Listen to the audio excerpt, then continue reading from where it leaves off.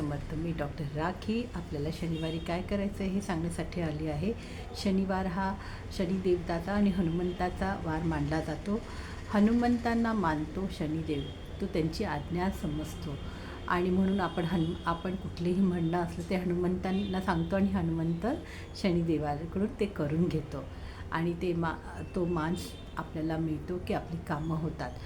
म्हणून आपण शनिदेवाला तितकाच प्रमाणात मानलं पाहिजे, कारण शनिदेव हा आपला कायद्याचा चालणारा ग्रह आहे, कारण तो न्यायप्रिय आहे.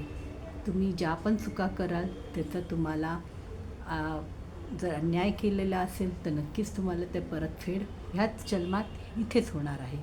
त्याच्यामुळे आपल्याला अगदी न्यायनिष्ठ असा शनिदेव आहे, म्हणून आपण त्यांना घाबरतो, पण घाबरायचं नाही आहे. शनिदेवाची तुम्ही चांगल्या प्रकारे सेवा करा, प्रामाणिकपणे राहा, कुणाला फसवू नका, कुणाची पैशासाठी किंवा फसवणूक करू नका कारण त्यांच्यामागे त्यांचं कुटुंब असतं आणि त्या कुटुंबाला आपण समजलं पाहिजे की आपण एखाद्याला फसवतो आहे म्हणजे उद्या कोण ना कोण आपल्याला फसवणार. 2-4 पैशाच्या लालचीमध्ये आपण अनेक गुन्हे करतो आहे किंवा संकटांना तोंड देतो किंवा लालच म्हणा, ह्या सगळ्यातून दूर राहिलं पाहिजे. त्यासाठी आपण शनिदेवाला मानलं पाहिजे. त्यासाठी आपण शनींना दर शनिवारी शनिशन्याय नमोचा 11 वेळा जप करा, 108 वेळा जप करा. त्यांच्या देवळामध्ये जाऊन त्यांना काळे तीळ किंवा काळे उडीद असतात त्याचं तेल तुम्ही वाहा. हनुमंताला चमेलीचं तेल वाहा, त्याच्यात काळे उडीद घाला. सरसोचं तेल म्हणजे राईच्या तेलाने तुम्ही त्यांना अर्पण केलं खूपच आवडतं, कारण ते थंड असतं आणि थंडावा त्यांना आवडतो.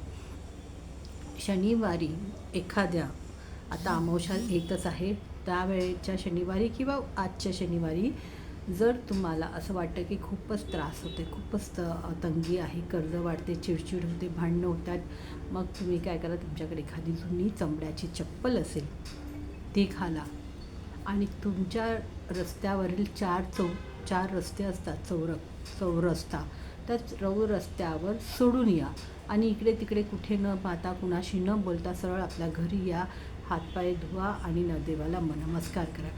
हे 4 रस्त्यावर आपण सोडलेली ही चमड्याची चप्पल असते ना, ही फार उपयोगी असते, कारण ती चमड्याची चप्पलचा हे असतं शनिदेव, कारण पायातूनच त्यांना स्थान दिलेलं आहे.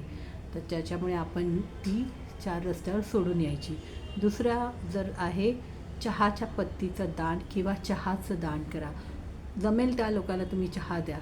तुमचे वॉचमॅन आहे, घरकाम करणारे आहेत किंवा गाडी धुणारे आहेत, कचऱ्यावाले आहेत, त्यांना दान द्या आणि 10-10, 5-5 रुपयेसुद्धा त्यांच्या हातात ठेवा. याच्याने शनिदेव तुम्हाला प्रसन्न होतं, कारण शनिदेव हा कर्माचा देव आहे. तुम्ही जितकं चांगलं कर्म कराल ते तुम्हाला त्याचं फळ मिळेल.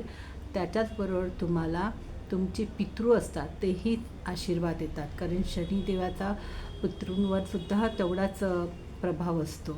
तर तुमच्याकडून होणाऱ्या चुका किंवा झालेल्या चुकांसाठी तुम्ही पितृंकडे क्षमा मागून तुम्ही हे दान करायला सुरुवात करा. आता उन्हाळ्याची वेळ आहे, एखाद्याला काळी छत्री द्या किंवा चपला द्या, असं काही ना काही तुम्ही द्या. त्याच्याने शनिदेव तुमच्यावर प्रसन्न राहील. शनिवारी न चुकता कुत्र्यांना, काळा कुत्रा जर मिळत असेल तुमच्या आजूबाजूला किंवा कुठलेही कुत्रे असेल, त्यांना तुम्ही बिस्किटं द्या. काळ्या मुंग्यांना तुम्ही साखर आणि पीठ जेवायला घाला. अशा प्रकारे तुम्ही तुमचा शनी चांगला करा आणि अगदी स्ट्रॉंग राहा. श्री स्वामी समर्थ.